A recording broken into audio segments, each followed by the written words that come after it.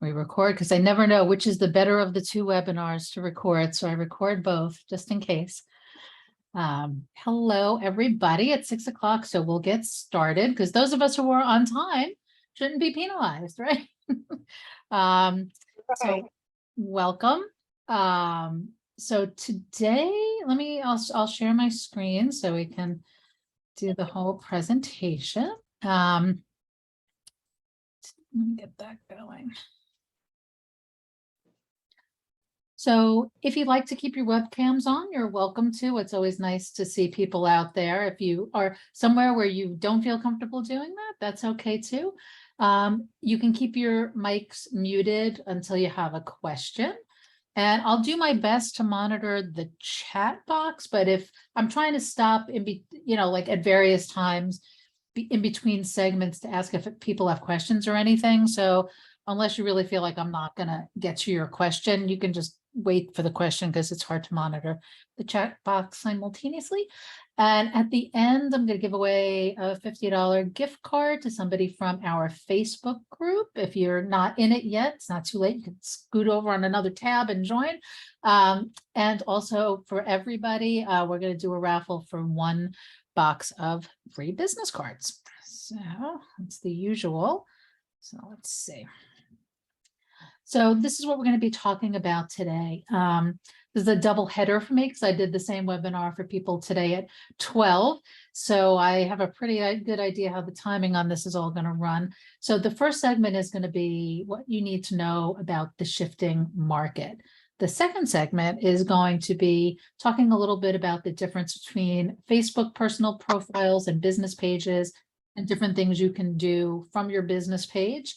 And then we're going to talk about some ideas to generate referrals and earn more money, have time for a Q&A, and go over a few other general housekeeping-like stuff. I always like to start off with making sure you know who the team is, because I'm encouraging people to reach out to those of us that you need to speak to directly rather than just going through the general main number, because I know people get frustrated because it automatically bounces to voicemail. It tries somebody, if they're not there, it bounces to voicemail.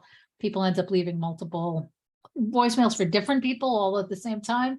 So I want you to know who you can reach out to. So we are now at full capacity. We've added 4 new team members recently and made some shifts. So I want to go over who everybody is. So Anne just joined us this past Monday. So yesterday was her first day, which is why she doesn't have a photo yet.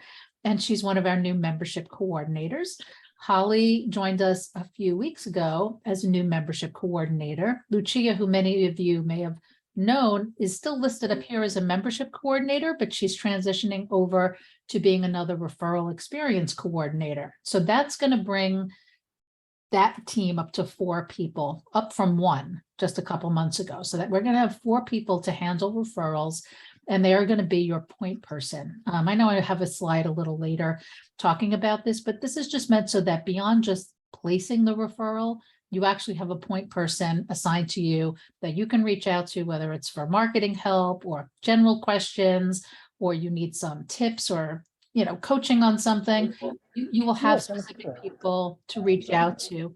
Anybody who is not muted, if you wouldn't mind muting. I'm trying to see. I think that's one. I don't know if anybody else. And then we have Juan, who's been here for a long time. Many of you know.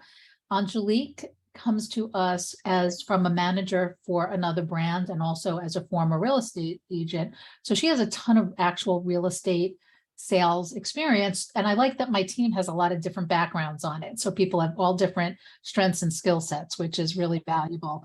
Sarah recently joined us also, and she came from another brand as a referral experience coordinator as well. Narvis does licensing. And Beverly is the money person. If you have a commission question, that's who you reach out to. And Brittany helps with licensing. Well, that is the team. All right, so let's see. Why is this not? There we go. So what you need to know about the shifting market. This is not letting me. There we go. The big question I feel like everybody always has for us is housing going to be impacted by a recession? And what is a recession, and is it happening? So the thing for you to really know is that a recession, by definition, is, I think we all know what it is kind of in reality, but is a significant decline in economic activity that's spread out across the economy, lasting more than a few months, normally visible in real GDP, real income, employment, industrial production, and wholesale retail sales. And, economists were surveyed over the past 12 months, and back in July 2021, only 12% of the economists thought there would be a recession in the next 12 months. Fast forward 12 months to July 2022, and now 49% are saying it. So actually, I want to know who this 12% was, because I'm going to follow them because they were right on the money. But people are reading the economic signs and they're saying, yes, it is likely that there will be a recession. But the thing to keep in mind and to share with our clients and share with our sphere and family and friends is that a recession does not necessarily mean the prices are falling. And in fact, in 4 of the last 6 recessions historically, prices did not actually go down, they went up, which seems counterintuitive to a lot of us, but they actually went up. The only significant one that ever went down was in 2008. And I know I've talked about this in other webinars, but 2008 was a completely different animal. It was not the market that we're in now. Totally different in terms of the lending practices. That's on another slide.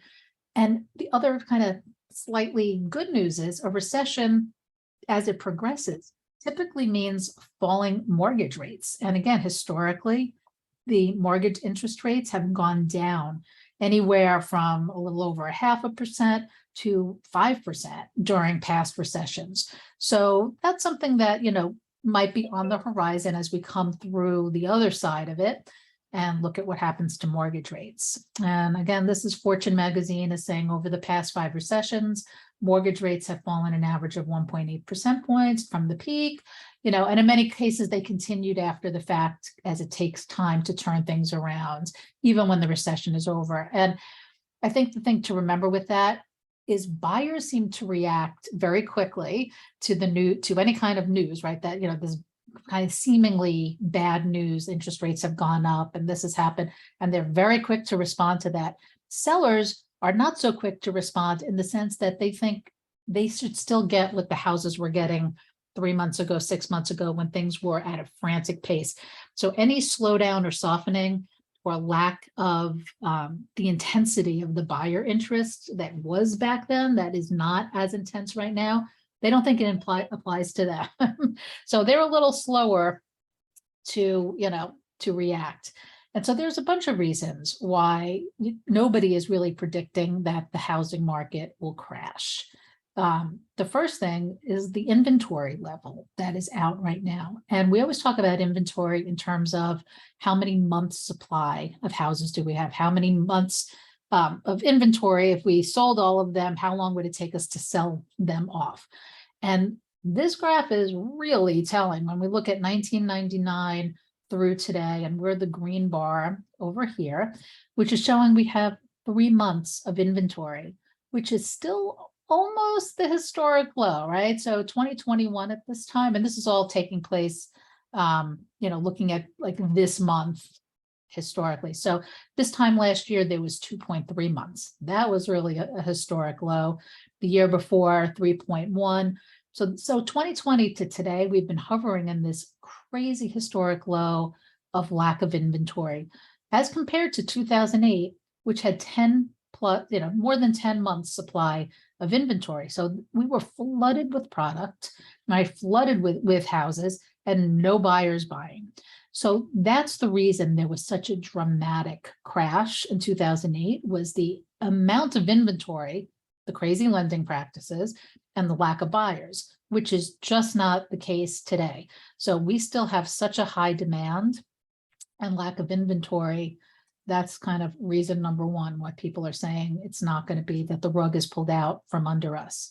And this statistic is showing, it's using an index, but saying back in early 2004 to 2008, as things kind of were going like this was the ease of getting a mortgage.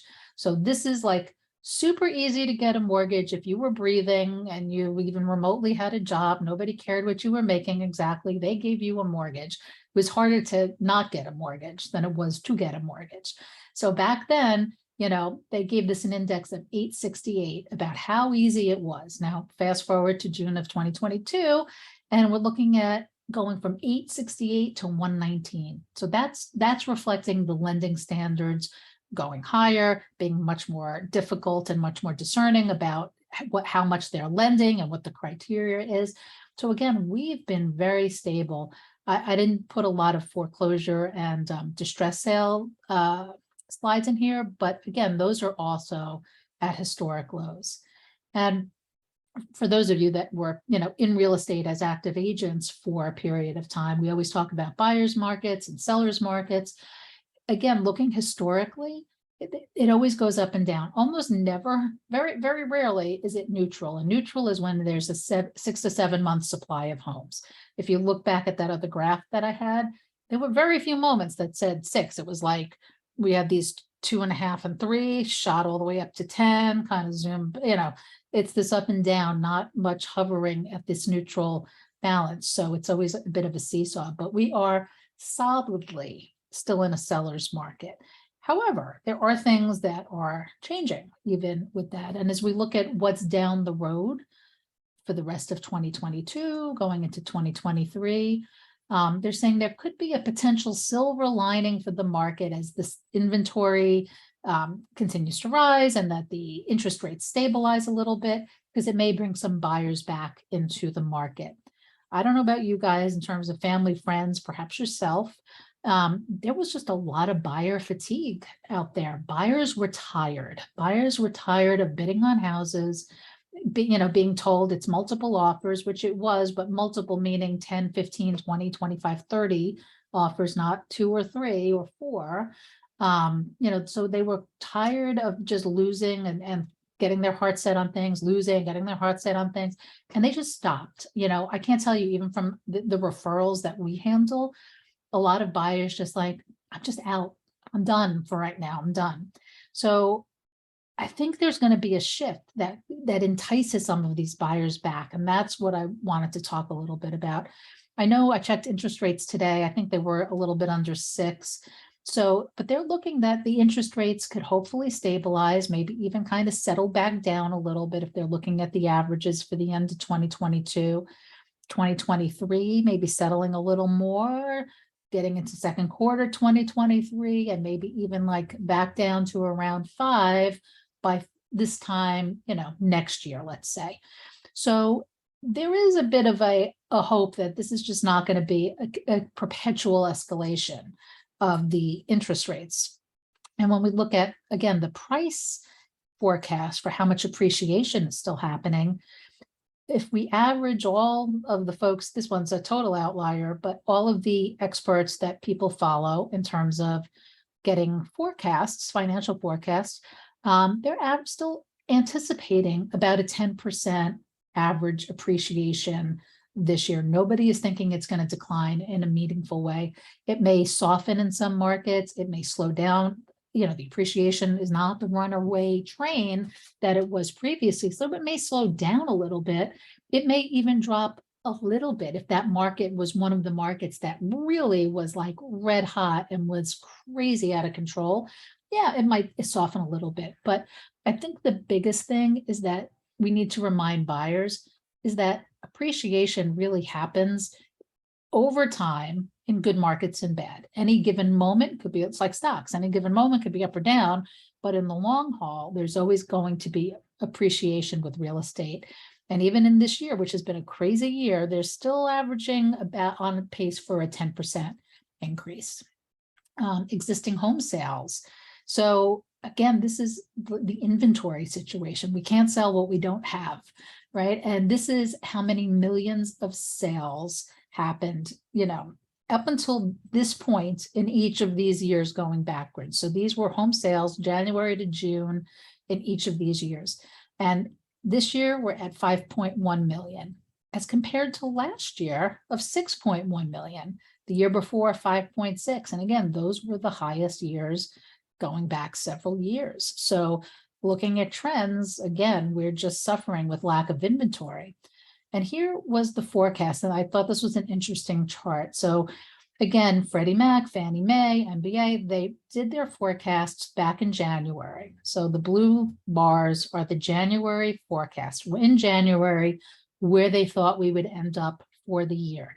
Then in July, they did a reforecast, as many of us do with our financials, to say, okay, knowing what we know now about the first 6 months, what do we think is going to happen for the rest of the year?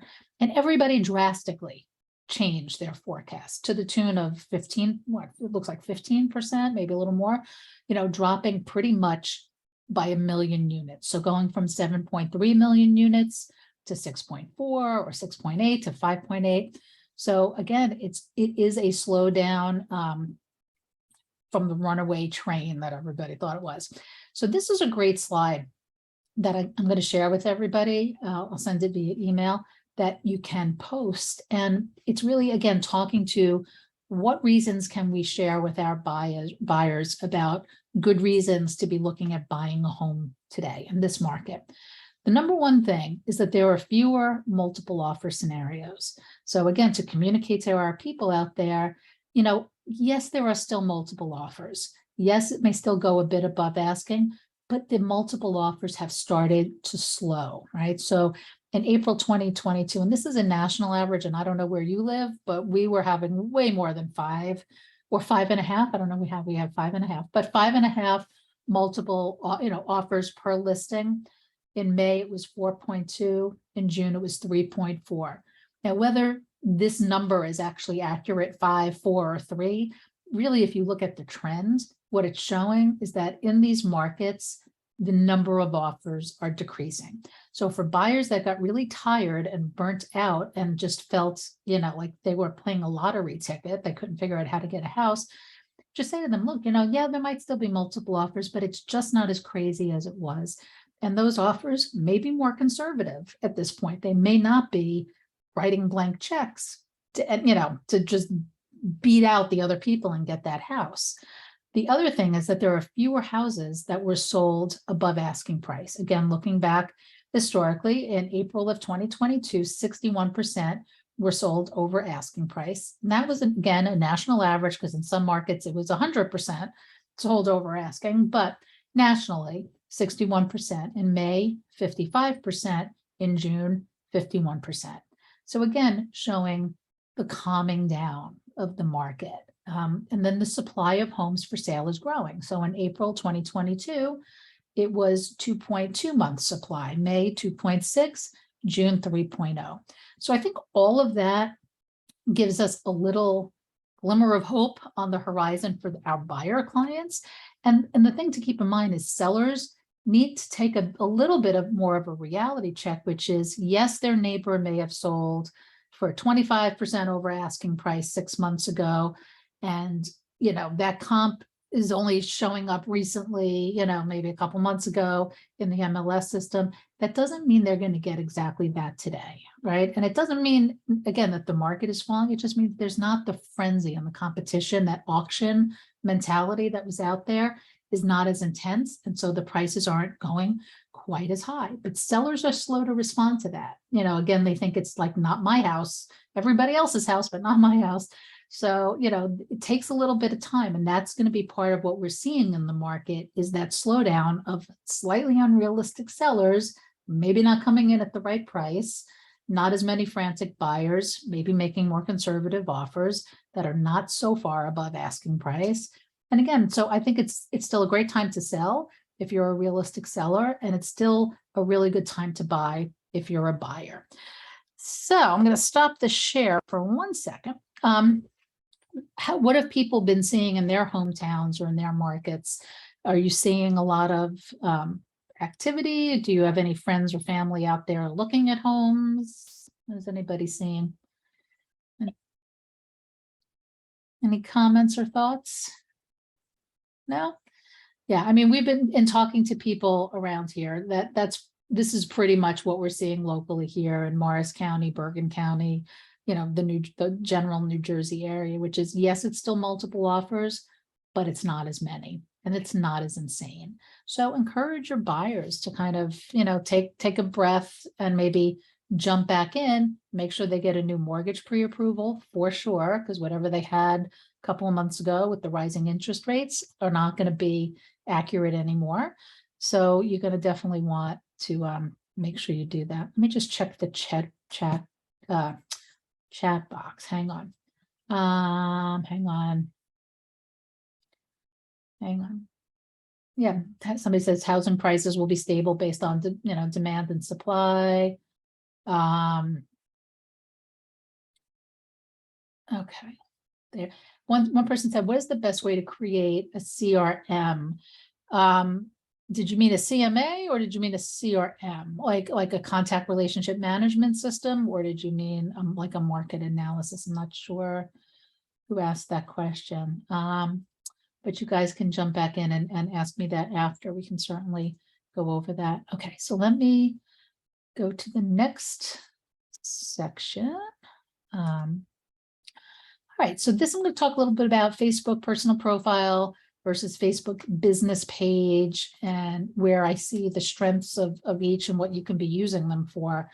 So Facebook personal profile, that's your generic, like you signed up for Facebook and you have a profile, right? So it's really meant to keep up with your family and friends, share updates. You can use that profile to direct message people or comment on their pages. And you must have a personal profile in order to set up a business profile page. So if you don't have a Facebook account, which I'm assuming most of you do, make sure you set up Facebook, set up a personal page. But when it comes to business pages, the idea of it is you can create a business page that says Karen Lampiasi Realtor. And actually, I encourage you all to set up a business page that says Karen Lampiasi Realtor. Just kidding. No, but set it up with yourself. You could say Realtor. You can make a clever name. You could be like, Bergen County Homes, or, by Karen, or whatever you want. You can name it anything. I have a business page that's called Love the Suburban Life. And I just like to post different kinds of real estate articles, different home staging tips, that kind of thing. So you can name it anything. It could be your name or it could be just a little slogan. You can post industry related articles on it. One question I've gotten from a lot of people is, well, how do I get people to find my business page or like my business page? And when you make the page and you kind of get towards the end of setting it up, there's a thing that says invite your friends to like your page, and you click on it. It pulls up your whole contact list. It lets you click on the whole group, and it lets you send an invite to them via Facebook to say, Karen Lampiasi has invited you to like her Facebook page, whatever it's called. And that's how they find it. The other way is by sharing things from your business page to your personal profile. And that allows people on your personal profile to see your branded page and have you posting it into your personal profile. And you can also post from other sources onto your personal page. And I'm going to talk a little bit about that in a second. But if you guys need help physically setting up your page, two things. We're going to set up a small group training. It's going to be in September, where we can do breakout rooms. So if people need to share their screen, or, we're doing a walkthrough, you can really follow along and ask questions. If you're pretty good at following instructions, there's a great step-by-step set of instructions over here. I didn't even try to recreate it. I'm putting the link, and I will send you guys this, so you don't need to write this down, but it's on socialmediaexaminer.com, and it's called How to Create a Facebook Business Page, the complete guide for 2022. And it is literally step-by-step directions with screenshots. You can absolutely do it from that. But if you need more hands-on assistance, we're going to be doing it in September with you guys. So again, you can share articles from your business page to your personal profile. The bottom, you're going to see a little thing that says share. I'm sure you guys have all do that. You select the share option. Now on the next screen, I'm going to walk you through, because it can be a little bit tricky. So, all right, so let's pre-record it how we can listen share to this right here from a Facebook business page, whether it's your own or from another company, and share articles back to your Facebook profile so that you can start to share valuable content, show that you're in the business and provide some value. So the first thing you want to do is, let's say we want to search for a business that we know always has good content and that we can share some of their articles. And you may just come across some in your own feed and you can share from there, but this is a more intentional search. So it's good to make a list of a few businesses that regularly post things that would be good for you to share. So in this case, I'm going to look for Keeping Current Matters, because they always have a lot of good stuff, right? And this first search, when you pull it up, it's going to have some of the Keeping Current Matters posts, but it's also going to have everything that they've ever been tagged in. So you want to be careful when you first do that search.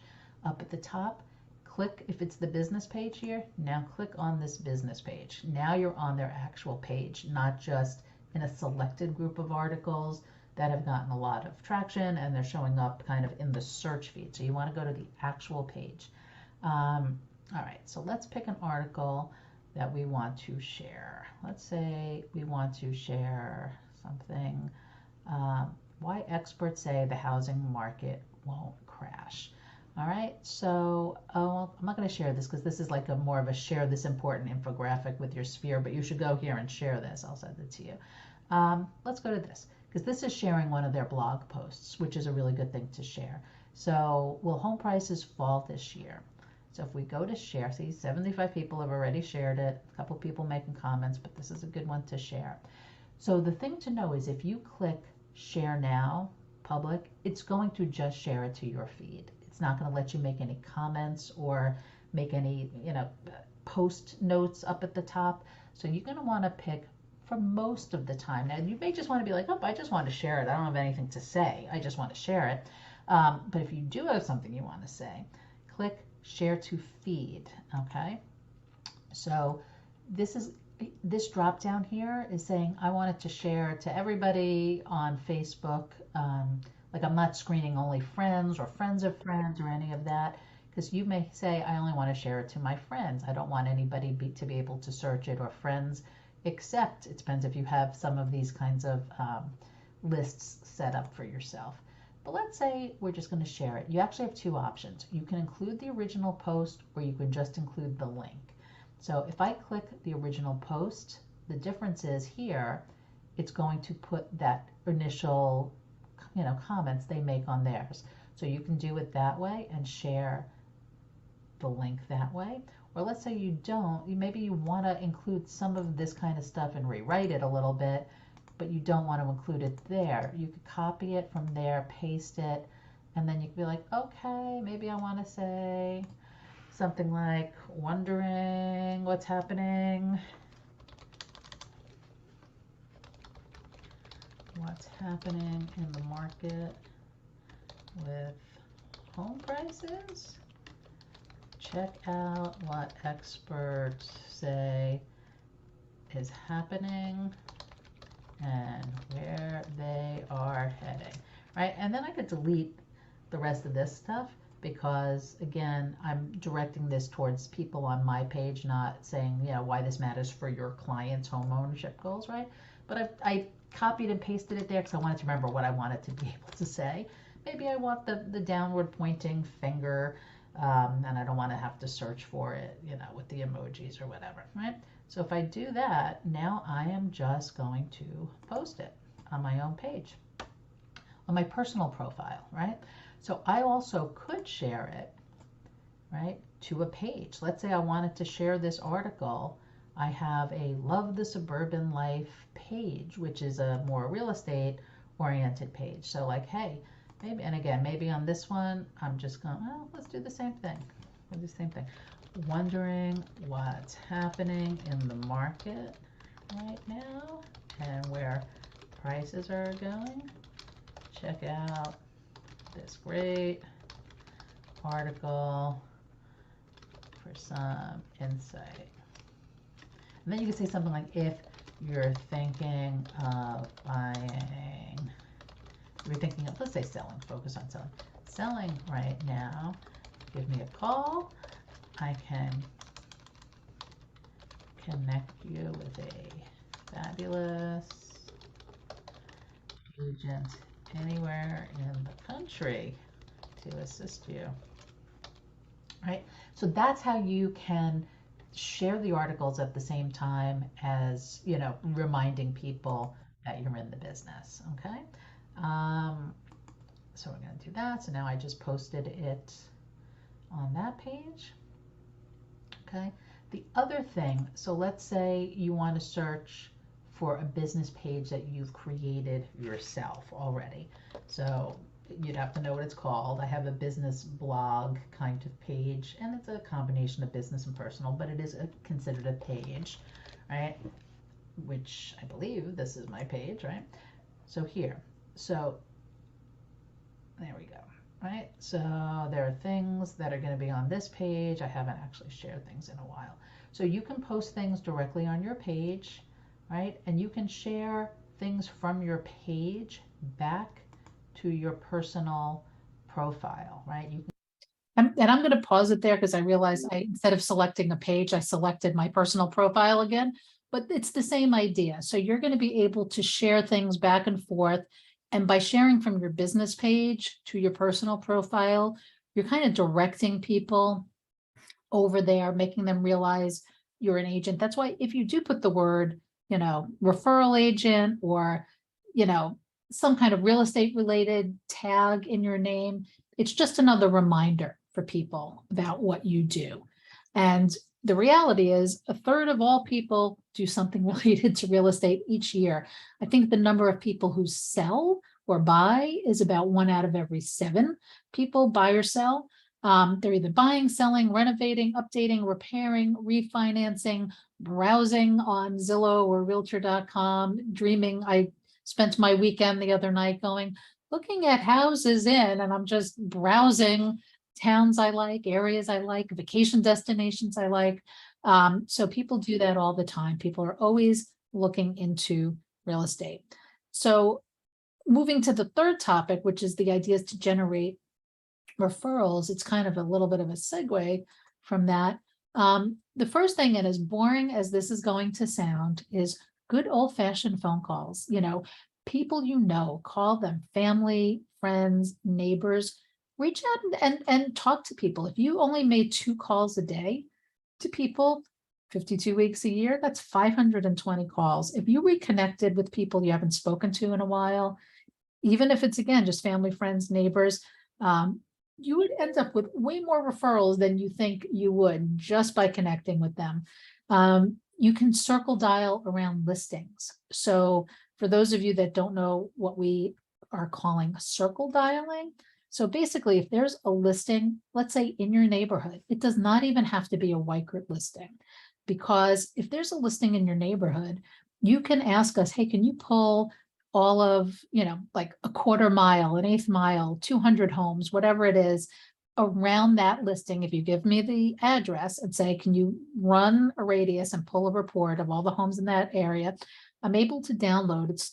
It comes from a company called Cole Realty, and I can get it to you as a spreadsheet. It has the people's names, their addresses. For some of them, it has their emails. For some of them, it has their home. Some of them, it has their cell. And it also says if they're on the do not call list. So sometimes I say, throw a bigger net because maybe only 50% are going to be people you can call, but it will have all the information. And you can reach out to people and say, hey, well, I'm going to go to the next slide because I think I have my slide here. You can say, especially if it's in your neighborhood, hey, this is, Karen, I live around the corner. I'm a Weichert referral agent. I just wanted to let you know that there's a new listing that just came on the market in our area. Most likely somebody's going to say, really, what's it listed for? And you say, oh, it's listed for 525. It has 3 bedrooms, 2 full baths. It just came on the market. You can say, do you know anybody who might be wanting to move into the neighborhood? Or do you know anybody else who might be thinking of selling? I know they're getting a lot of activity down there at that house. They say yes, no. Again, you could even just make it informational, just wanted to let you know about the listing, and then ask them, would you be interested in me giving you a call back to let you know what it sells for, what it sells? Everybody is nosy. Everybody is nosy. They all want to know what the neighbor's house sold for because they're innately comparing it to their own house. Oh, my neighbor's house sold for 525. My yard is bigger, my kitchen is newer, I just paved the driveway, I have better curb appeal. That they're calculating in the head what their house is worth. And so if they want to find out, you make a reminder for yourself, you call them back when it closes. All of this information is public information, so you can be sharing it. And then you can ask them, if you're thinking about selling, or even if you're just curious, would you want somebody to come in and do a home equity analysis of your home? And they may say, what is a home equity analysis? Well, we have one of our licensed agents come in, they do a workup on your home, and they let you know based on what your current mortgage is, what the value is, how much money you have in your house as equity. It's just a great financial thing to do once every year to get an update, so you know how much your house is worth and how much equity you have in it. And again, all you're trying to do is establish a connection for that owner with an agent and get that referral in. That's your name of the game. So that's kind of what circle dialing is. And you don't have to do it around the listing. That's just an example. You can do calls and say, would you be interested in me emailing you a market update of what's happening? I'll talk about market updates in a minute, but you can come up with any scenario you want for calling. I happen to think listings are a great natural opportunity because literally everybody's interested in what their neighbors' houses are listed for and what they're going for. Everybody.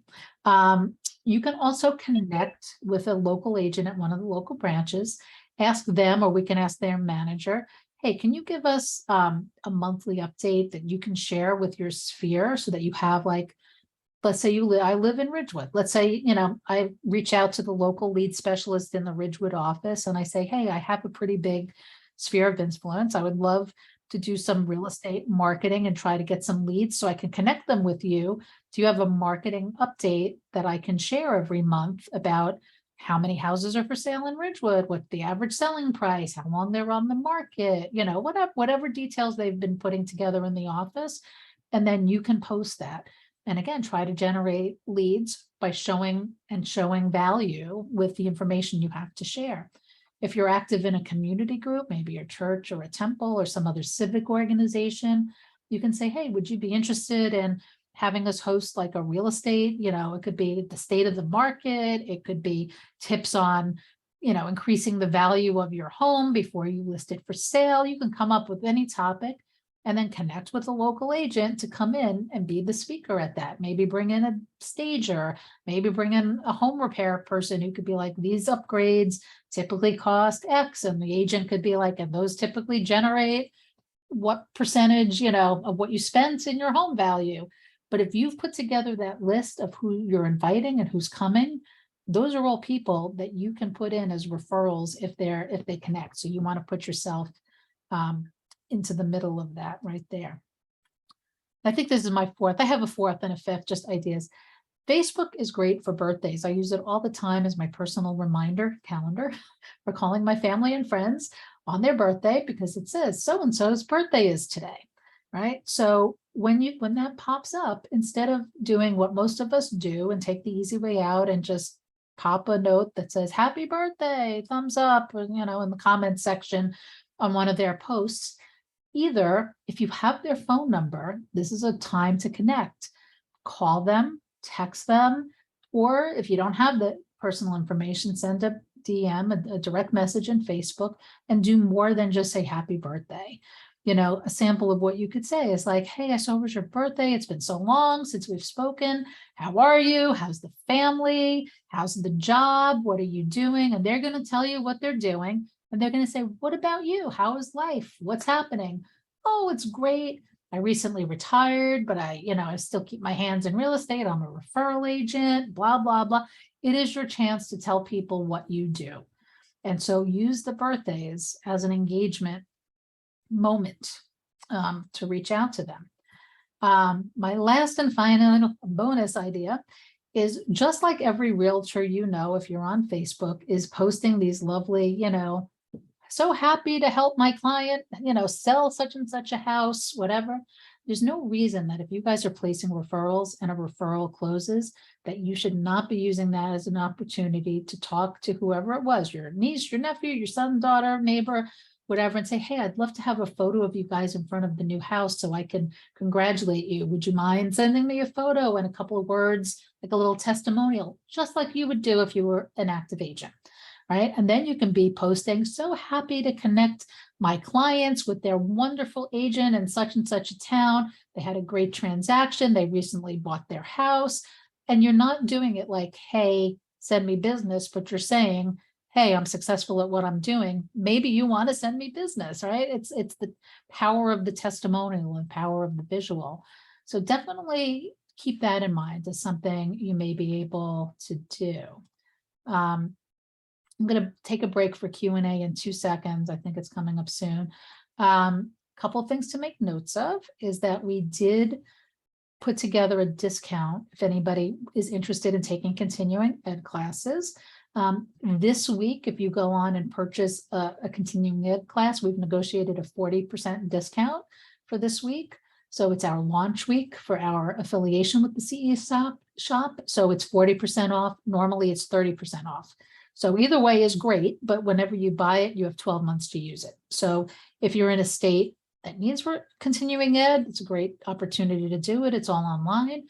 If you're in New Jersey, which doesn't need it instantly, but you might want to keep on top of it if you think you may go back to being active at any point, it would be good to keep up with the continuing ed. We'll make that transition less strenuous down the road. You won't have as many to take.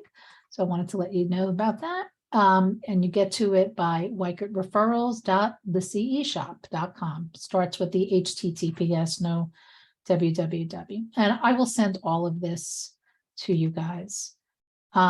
Starting in September, we're also going to be doing some small group training and development sessions that are going to be run by the referral experience coordinators. So you'll have that opportunity. And I am planning in either late September or early October for an in-person, which will be broadcast virtually, also with the option to come in and get some free photos done, some free headshots. So for those of you in the New Jersey area, you will be welcome to do that. And now I have time for more Q&A if anybody has any questions. Do we have anybody out there with questions? Trying to see if there's any. I did send a question regarding continuing education, being a referral agent. I think it is a good idea to keep current, so you're not having to do 24 credits, and if you want to come back. Does Weichert do like any kind of Zoom classes for those? So you can't, they have to be through like an accredited, like the Weichert Real Estate School, the university doesn't do CE, they just do pre-licensing. So that's why we connected with the CE shop, because I think like the 12, let's say 12 credits, I want to say, and I'm doing this off the top of my head, I think it was normally like $99 and it's 40% off. It's like nothing, you know what I mean, to do the credits, and they're online. You can self-paced to do it, to take your time. So it's really reasonable, and at either 30 or 40% off, it's definitely worth it to keep up with them, because I just had somebody today that we were talking to who's thinking of becoming active again. She has to make up 30 CE credits. That's a lot, you know, like it's easier to do 12 every 2 years and kind of stay on it, you know. And again, it's also educational for yourself. It keeps you kind of like engaged with some of the details that you may not remember if you're not doing it, you know, practicing it actively. So it's a good So thing. in New Jersey, when do we have to have the 12 credits again? In 23? 23. So New Jersey is every other year on the odd year in June of 2023. So, So if we take a couple of like courses now, we can use those credits towards that?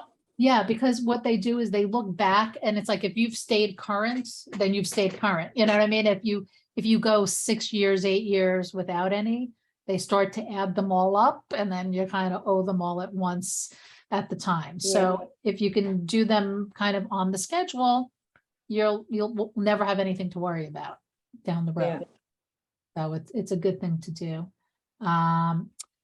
Oh, okay. So the CRM for past clients, somebody asked me, we are working on, for those of you that were with Weichert previously, you had My Weichert, you had KV Core was the CRM.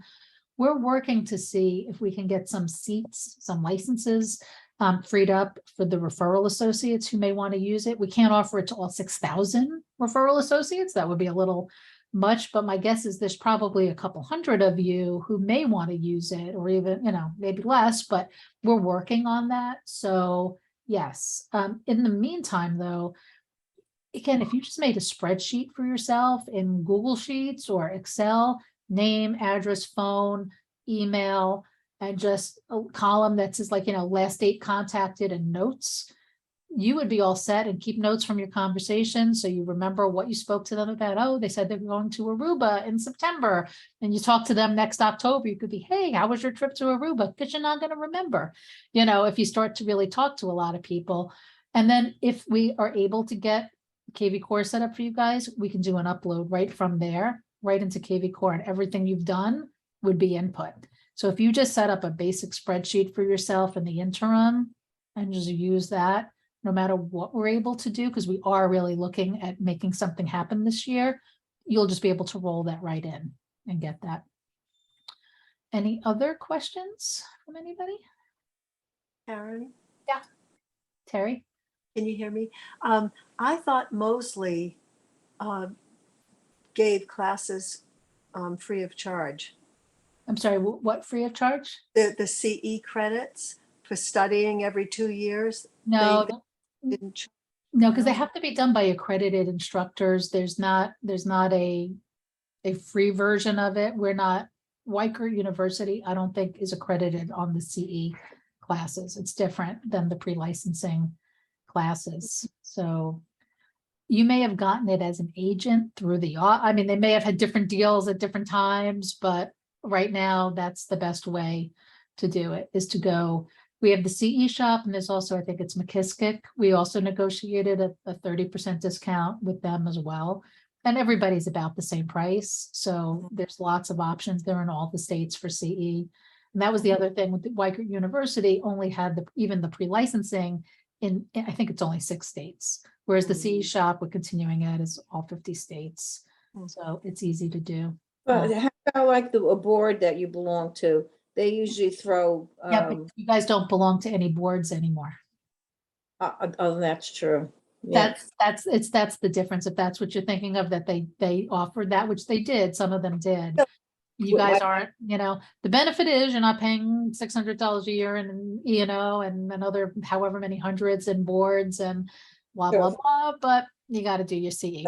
But I'm still current with my board, and I still couldn't get Liberty board, and I tried to get on some tests, but I paid for it, so it's like. Well, they may have realized at some point, they may have realized that you don't belong to the necessary. Well, because I couldn't get on. Yeah. So everybody here should know, make sure you've canceled your MLSs. As painful as that might be, you have to cancel your MLSs. Do not pay your board fees. Make sure your super key is disengaged and you're not paying those monthly fees, because those are all predicated on you being a realtor with like the copyright, trademark realtor belonging to NAR, NAJAR, or whoever your boards are, going down onto the local levels. And those all add up. By the time you're done with all of those things, it runs anywhere from $1,500 to $2,000 a year, and all of those dues, insurances, and all, and memberships and everything. So don't accidentally be paying it. I thought a refund, at least. They wouldn't even give you a refund. I know. Oh my God. Oh, and is Liberty the one like for Hoboken, that area? Yes. They're the worst. Oh my gosh. I could tell you stories. Oh, really? I had one agent when I was managing who needed to put one listing on as a shared listing, and they like automatically find her, build her, got her. I mean, it was won't bore you all with the story, but they're insane. They won't give you a refund. No. Any other questions, guys? All right, I have a couple of other, if not, I have a couple other little. I do. Sure, jump in, jump in. Okay, Deborah Garish, I have a question for you. Sure. So I've kind of been out of the loop for a while, and can you hear me? I can, yep. Okay, so could you just clarify what the continuing education is for? Now, is that for if you want to reactivate your license, or is it a requirement for referral agents? What state are you in? New Jersey. For New Jersey, you are not required to take continuing ed if you are staying a referral associate forever and ever. Amen. If you Okay. think you might at some point want to become active, there's a very complicated chart, which I have not tried to memorize because I will never get it right, based on what year you joined, how long you've been a referral associate, if you were ever an active, there's all of these like charts and criteria of who's grandfathered and doesn't need to take CE, who does need, almost everybody does need to take CE, Mhm. how much, there's a whole chart. So only if you think you might become active at some point do you need to take it, or if you just want to keep up on the educational component for yourself. If you're planning to just, I'm always going to be a referral associate, then you do not have to take CE for New Jersey. Other states like Pennsylvania, and a couple of other states have different requirements that you do. So that's the long answer to the short question. Okay, could you possibly send me that chart?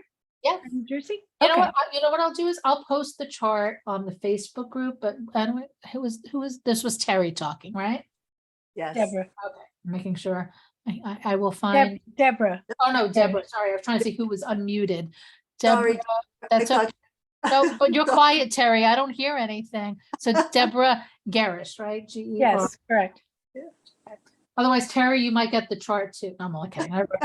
But I don't think I'm on the Facebook page, so. Well, you guys should. You should do that. Okay. It's easy to join, and I try to post things there and reminders, and it pops up. If you're on Facebook, it's easy because it pops up in your feed then. And if anybody has other questions, just jump in and stop me. I just don't want to keep people too late. Just this is my plead, my general reminder. Referrals get placed by calling us first. No matter how many times I say it every day, everybody does it backwards, which is people know they have a referral, they reach out to some manager or some other agent, they start negotiating a deal of what they're going to place the referral out and blah. Nope, nope, nope. You got to call us and say, hey, I have a referral. It's going to be in the Morristown area.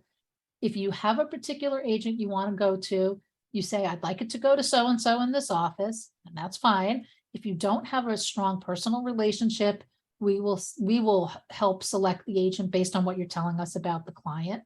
We have specific lead specialists in each area, and then we place it. So you can either click on weichertreferrals.com. You'll see a button that says place a referral. You put all your information in. You can just email us, type the information into the email, or you can call us, and you'll have other direct numbers on another screen. All referrals are placed at 37.5%. And I always say this with a little asterisk, which is, let's say we're placing a referral into Middle America, somewhere where there's not a Weichert office, there's not even a Weichert franchise, and there's only one office per 100 miles out there. And they're like, no, we're not going to give you 37.5. I'm not going to lose the referral for you. We're going to talk to them. We're going to negotiate whatever the best we can get is, because our goal is for you to make the most money that you can. So we're going to try to get as much as we can without placing it. If you've already cut a deal with an agent and don't tell us until the day before it's closing, and we could have gotten you more, but now we can't because they've already counted their money in their head. They're not going to renegotiate after the fact, after they've done all the work. So that's why we say, come to us first, take yourself off the hook. You don't have to negotiate a referral commission, nor should you be negotiating a referral commission. Let us try to get the best deal possible for you. I feel like a lot of times I'm fighting with my own referral associates because they want to place them at 25%. And I'm like, don't you know that you're going to make less money? Why are we fighting about this? I don't understand. Let me try to get you more money. But I think they get nervous because they think the person's not going to accept it. Well, either they're going to accept it or not. And if it's like, unless your client is requesting a specific person, or you really have your heart set on a specific person, our lead specialist will give us 37.5. And if we don't have a lead specialist or an office that's in that market, we'll get the best we can get. So I'm just being honest about that. We get it most of the time, not 100% of the time when it's a brand X, but we do get it most of the time. So, and much more than when you guys try to do it yourself. because they feel like they have you over a barrel. You've given them your client information. Sometimes they've started working with them already. Now they're invested in each other, and we can't unring the bell. So if we do it first, it's better. Please join the Facebook group. Just Google Weichert Referral Associate, not Google, in the search bar in Facebook, and you'll find us. I'm doing a whole bunch of social media campaigns that are going to start with this What's My Why, which I'm trying to help you guys personalize yourself and connect with people more personally, because people like to do business with people that they know, like, and trust, and that are like them and like the things that they like and have the interests that they have. And so if we talk about, why are you a referral associate? Why are you doing this? What's your reason for doing this? And there's little things that you mention in it, like Joyce here says, oh, I love being a referral associate. It helps me travel, go to jazz concerts, and visit my daughter and her puppy. You know, again, it's just trying to be a little more personal. I've had people tell me, I'd like to use my, the money I make from being a referral associate to give back to some of my favorite charities, like such and such, or I like to, travel in my RV and visit new communities, or whatever your interests are, just to talk a little bit about it. So we will create these for you if you send me some information. I need a picture and I need a little bit of information, and I will create them for you. We'll post them. You can post them. It's a good way, again, to get the word out. And it doesn't have to be a professional photo. It could be a picture like Joyce had here, just where she's looking like she's having a great time doing something. If you come from one of our trainings in person in the fall, I could take more photos of you so you have professional photos, but I don't make them look like, up against a white wall photos. They have a little background to it. But either way, so please send us your stories. I could help rewrite them. Just give me an idea of what you're doing, and I can help you with that. Karen, I have a yeah. quick, Sure. tell who's on the group, because I'm on the page now and it says I'm joined, but I don't know if I'm really, if I joined the face group. Well, if it says you've joined, then you've joined. Yeah, okay. So I just go to the group. I'm like, I'm looking for a picture on top there. There's a whole bunch of pictures. I'm like, well, how come? There's like 250 members in the group. Okay, And all then right. if you scroll down, you'll start seeing some posts and stuff. Yep. So then you're in, Okay. Grace, you're good. Okay. So if you'd like to earn an extra $50, free money, if you have insurance, like on your car or on your house, if you let Weichert Insurance give you a quote, even if you don't switch to their provider, and it's regular people, it's like travelers and, I forget who they have, but it's all the normal insurance carriers. And very often they're getting you a better deal, so you're saving even more money. But if you just let them do a quote, you will get a $50 gift card. So take your $50 and then buy some postcards on the Weichert RA Design Center and convert that $50 to a lead. And then you'll get a $3,000 referral check. I'm just spinning here, so just for your benefit. But so get a quote if you'd like. You can save money, but also get $50 whether you switch or not. Here is our contacts. And again, I'm going to send this all to all of you either tonight or tomorrow morning. So I will also be sending emails, probably not happening until next week, telling you which of your referral experience coordinator you are assigned to.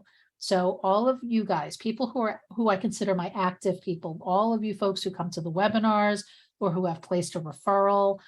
So I'm going to assign you a specific person. I can't assign 6,000 people to somebody because that's not going to be effective. But if I have 1,000 of you that have been very active, I can give 250 people to each of my 4 referral coordinators, and they can reach out to you. They can help coach. They can help send you some marketing things. It kind of brings our numbers down to more manageable connections for you guys. And so you will have somebody that you can personally reach out to.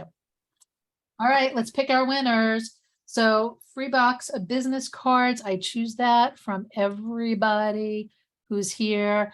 And I pick a number in my head and then I find them on the screen. So Judith Cotulis, you are the business card winner. And I will have somebody reach out to you. I'm writing this down. Couture's, and help you order them. All right. So it's either 500 or 1,000, whatever you want of the business cards. You're all set. So now if you are in the Facebook group, not physically right now, but if you have joined the Facebook group, in the chat, if you can send me your name, you can type your name in and just say your name, and I will know who's in the Facebook group, and I will pick the $50 Amazon gift card towards all of that. So, and I'm gonna I do the same thing. I randomly pick a number and then I scroll down through my things. So I could be fair about it. All right. Now I'm gonna find my person. All right. So Pamela Gales, you are the person in my feed. You get the $50 gift card, Pamela. I'm writing that down. So congratulations. I think that was the last slide. Let's see. Yes, that was the thank you for joining us. Does anybody have any last? Oh, I ran exactly on time, both at my 12 o'clock and today. Look at that, 7:01. So that's it for everybody. But if anybody needs any questions or help, I'm happy to stay on a little while longer. So just, I'll hang on here in case anybody has any questions. But other than that, thank you guys for all other specific business cards for referral. Oh, wait, before this person goes, hang on. Are there specific business cards I can recommend? You go on to Weichert RA Design Center. So it's HTTPS, it's not www, it's, I'll make a note of that in the Facebook group too. It's https:// Weichert RA There are business cards in there already formatted, already set up for you. All you need to do is make sure you have your name in there and the correct title based on what state you're licensed in. Like New Jersey is salesperson, parentheses, referral. That's how it is. Different states have different ones. Some people say salesperson, broker, associate broker, depends on your state. So that's how you do it. If you don't know how to do it, you will reach out to one of the referral experience coordinators and they could actually do it for you and help you with that. How do you get to the Facebook group? Go to Facebook, and then in the little search bar on the top left, just type in Weichert Referral Associates, and you'll have two options. One is going to be the page, which is just like the forward-facing public page. You can certainly like that, but then you'll see one that says a group. Click on it, and then you say join, and you join the group. So that's how you do that. I think I got everybody's questions. I think so. Anybody else? Thank you for your kind comments, those people who made sweet comments. I appreciate it. Thank you. Bye. Makes my day. Yeah. All right. Goodbye, guys. I will talk to you Take soon. care. Bye-bye. Thank you. Bye-bye. Thank you. So long.